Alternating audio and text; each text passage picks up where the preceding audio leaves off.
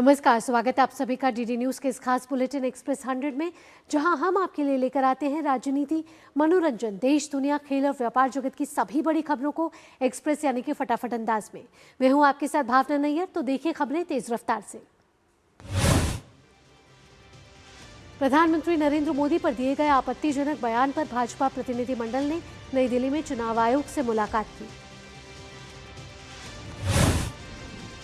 केंद्रीय मंत्री निर्मला सीतारमण, किरण रिजिजू और अर्जुन राम मेघवाल के नेतृत्व में भाजपा के उच्च स्तरीय प्रतिनिधिमंडल ने चुनाव आयोग से कांग्रेस अध्यक्ष के खिलाफ उपयुक्त कार्रवाई करने की मांग की।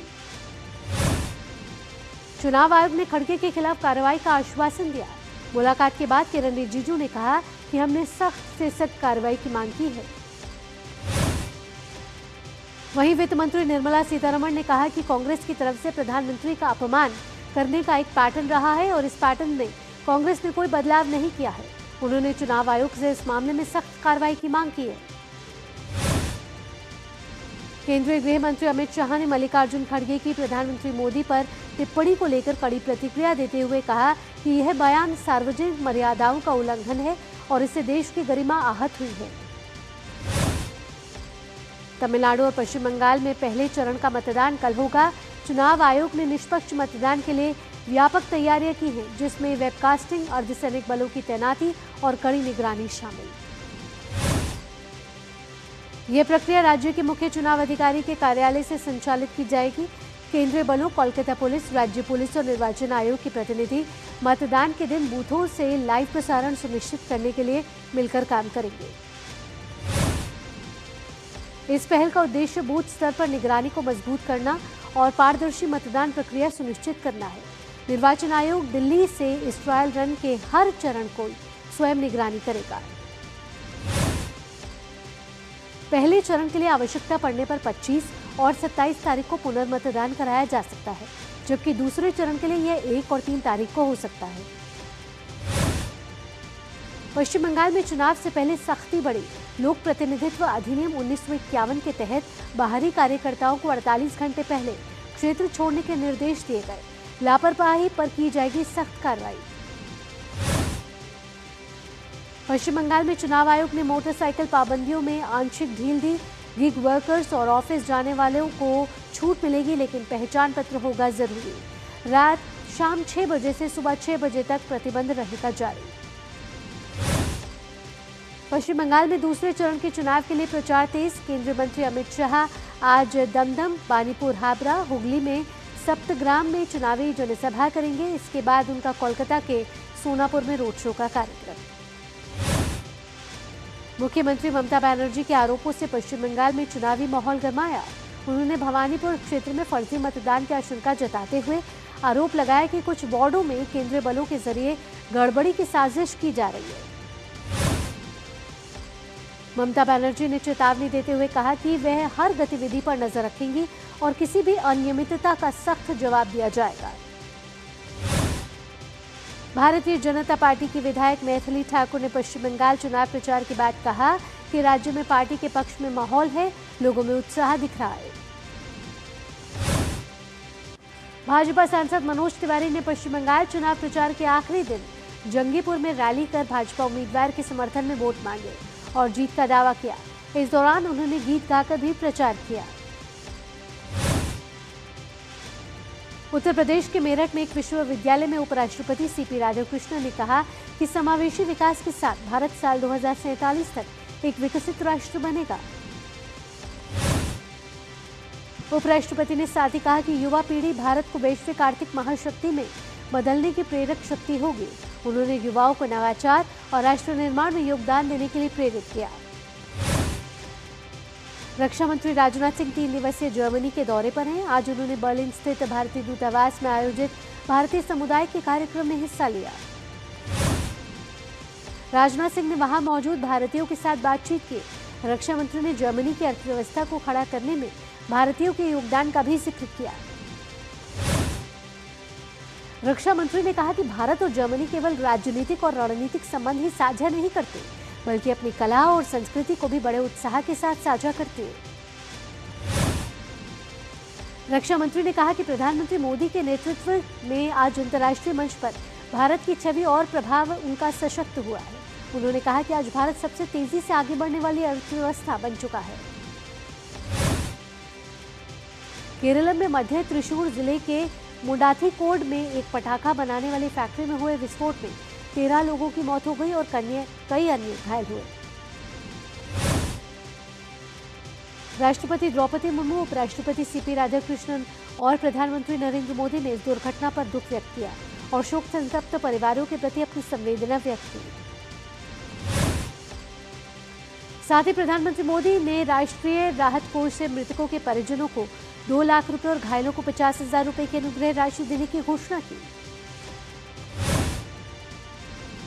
उपराष्ट्रपति सीपी राधाकृष्णन ने पहलगाम आतंकी हमले में मारे गए निर्दोष लोगों को श्रद्धांजलि दी। उन्होंने इसे कायरतापूर्ण और विभत्स कृत्य बताते हुए कहा कि पीड़ित परिवारों के साथ पूरा देश एकजुट है। पहलगाम आतंकी हमले की पहली बरसी पर प्रधानमंत्री नरेंद्र मोदी ने शोक व्यक्त किया। उन्होंने एक्स पर लिखा कि निर्दोषों की कुर्बानी भुलाई नहीं जा सकती और भारत आतंकवाद के आगे कभी नहीं झुकेगा। भारतीय सेना ने पहलगाम आतंकी हमले की बरसी से पहले आतंकवाद के खिलाफ अपने संकल्प को दोहराया। सेना ने ऑपरेशन सिंदूर का जिक्र करते हुए आतंकियों को कड़ी चेतावनी दी। पहलगाम के बैसरन घाटी में हुए आतंकी हमले की बरसी पर यूरोपीय संघ और उसके 27 सदस्य देशों ने पीड़ितों को श्रद्धांजलि दी। भारतीय नौसेना 23 अप्रैल को नई दिल्ली में नौसेना नागरिक समारोह का आयोजन करेगी। इस कार्यक्रम का उद्देश्य नौसेना की परिचालन तत्परता को मजबूत बनाने में कर्मियों के योगदान को मान्यता देना है। रक्षा मंत्रालय ने T-72 और T-90 टैंकों के लिए लगभग 975 करोड़ रुपए की लागत से ट्रॉल असेंबली की खरीद के लिए अनुबंध पर हस्ताक्षर किए। भारत ने तंजानिया के दार इस्लाम के श्री हिंदू मंडल अस्पताल को 2 टन जीवन रक्षक चिकित्सा सामग्री भेजी।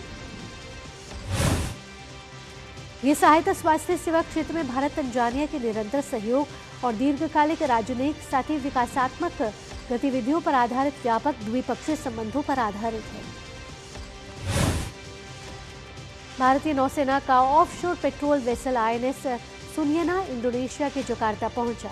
ये हिंद महासागर क्षेत्र में इंडियन ओशन शिप सागर पहल के तहत उसकी तैनाती का तीसरा पोर्ट कॉल है।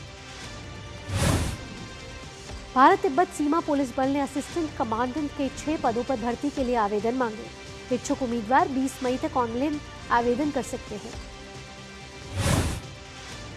बुल्गारिया के संसदीय चुनाव में रुमेन रादेव की अगुवाई वाली प्रोग्रेसिव बुल्गारिया गठबंधन ने भारी जीत हासिल की। रुमेन रादेव की इस जीत पर प्रधानमंत्री नरेंद्र मोदी ने रुमेन रादेव को दी बधाई। प्रोग्रेसिव बुल्गारिया गठबंधन को करीब 44.6% वोट मिले और 240 में से 135 से अधिक सीटें हासिल कर बहुमत मिला। राष्ट्रीय जांच एजेंसी की विशेष अदालत ने साल 2022 के शिवमोगा ISIS साजिश मामले में आरोपी अराफत अली को 6 साल की सजा सुनाई। जांच में अराफत अली ISIS का सक्रिय सदस्य पाया गया। अब तक 3 दोषियों को सजा मिल चुकी है, जबकि अन्य पर ट्रायल जारी है। राजस्थान के बालोतरा में पचपदरा रिफाइनरी में लगी आग के बाद मुख्यमंत्री भजनलाल शर्मा ने घटनास्थल का दौरा कर समीक्षा की। National mission for clean Ganga ने 2025-26 के दौरान गंगा और उसकी सहायक नदियों के किनारे कुल 538.03 MLD सीवेज ट्रीटमेंट क्षमता जोड़ी। उत्तर प्रदेश, उत्तराखंड, झारखंड, पश्चिम बंगाल और बिहार में 18 परियोजनाओं के जरिए क्षमता बढ़ाई गई। इस दौरान 28 सुवेज ट्रीटमेंट प्लांट पूरे किए गए। इन परियोजनाओं पर करीब 4,700 करोड़ रुपए का निवेश किया गया है, जिससे गंगा बेसिन में सुवेज ट्रीटमेंट इंफ्रास्ट्रक्चर को मजबूत करने और प्रदूषण कम करने में मदद मिलेगी। ईडी के मुंबई जोनल कार्यालय में मनी लॉन्ड्रिंग से जुड़े एक मामले में बड़ी कार्रवाई करते हुए 9.23 करोड़ रुपए मूल्य की 6 अचल संपत्तियों को अपने कब्जे में लिया। केदारनाथ धाम के कपाट खुलने पर प्रधानमंत्री मोदी ने श्रद्धालुओं को शुभकामनाएं दी। उन्होंने यात्रा को आस्था और संस्कृति का उत्सव बताते हुए स्वच्छता, पर्यावरण संरक्षण, एकता और अनुशासन जैसे 5 संकल्पों पर जोर दिया। केदारनाथ मंदिर के कपाट आज वैदिक मंत्रों के साथ श्रद्धालुओं के लिए खोल दिए गए हैं। वहीं बड़ी संख्या में तीर्थयात्री धाम पहुंच चुके हैं। इस मौके पर केदारनाथ मंदिर को भव्य रूप से सजाया गया है। बाबा केदार की पंचमुखी प्रतिमा की पालकी भी केदारनाथ मंदिर पहुंच चुकी है। जम्मू और कश्मीर के अनंतनाग में पुलिस अधीक्षक अमोद अशोक नागपुरे ने आगामी अमरनाथ यात्रा की तैयारियों की समीक्षा की और पहलगाम में सुरक्षा व्यवस्था का निरीक्षण किया। मौसम विभाग ने दिल्ली एनसीआर में भीषण गर्मी और लू की स्थितियां बनने की बात कही है। आज से 24 अप्रैल तक लू का अलर्ट घोषित है। इस दौरान दिल्ली एनसीआर में अधिकतम तापमान 41 डिग्री सेल्सियस और न्यूनतम 23 डिग्री सेल्सियस के आसपास रहने का अनुमान है। हालांकि 25 से 26 अप्रैल के बीच मौसम में आंशिक परिवर्तन देखने को मिल सकता है। एक्सप्रेस 100 में वक्त हो चला एक छोटे से ब्रेक का। जल्द हाजिर होंगे। ब्रेक के बाद भी रफ्तार भरी खबरों के सिलसिले को जारी रखेंगे।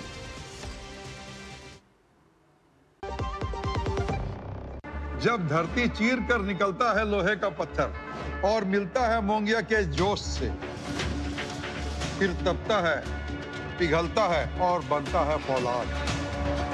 अब होता है सरिया सारी खूबियों के साथ। मोंगिया स्टील, मजबूत देश का मजबूत सरिया।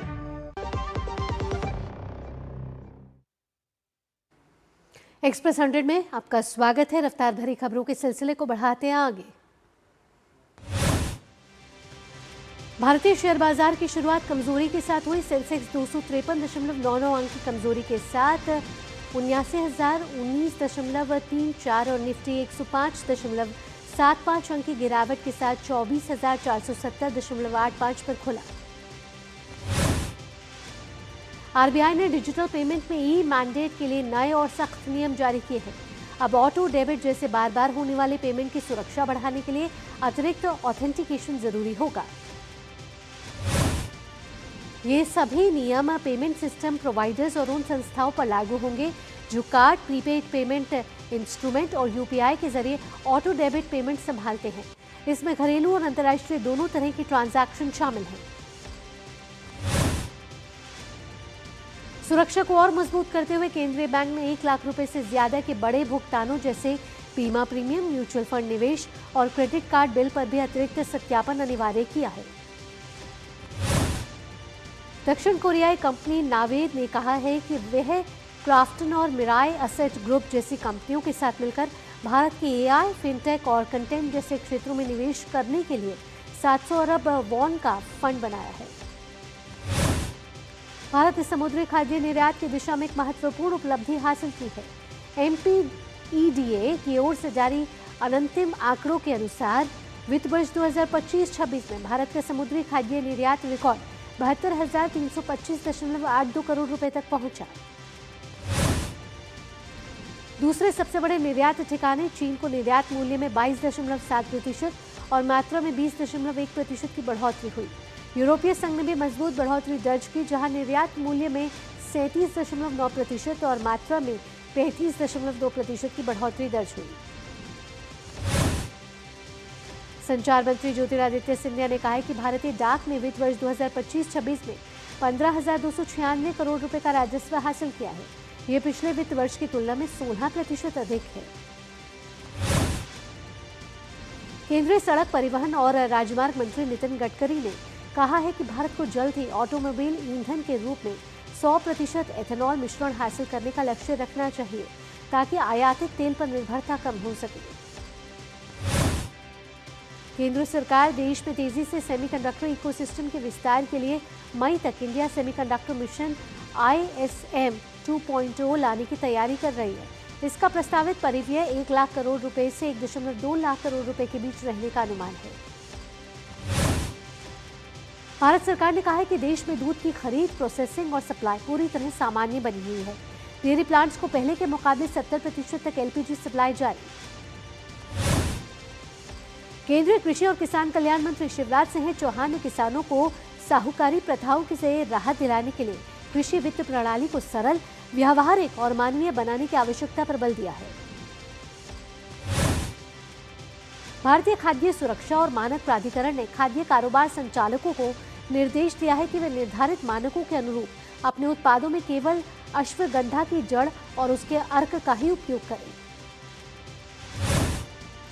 केंद्र सरकार ने स्पष्ट किया है कि देश में एलपीजी की सप्लाई पूरी तरह नियंत्रण में है और घरेलू उपभोक्ताओं को प्राथमिकता दी जा रही है। अदानी पावर लिमिटेड ने पूर्व स्वामित्व वाली एक नई स्टेप डाउन इकाई बनाने का ऐलान किया है।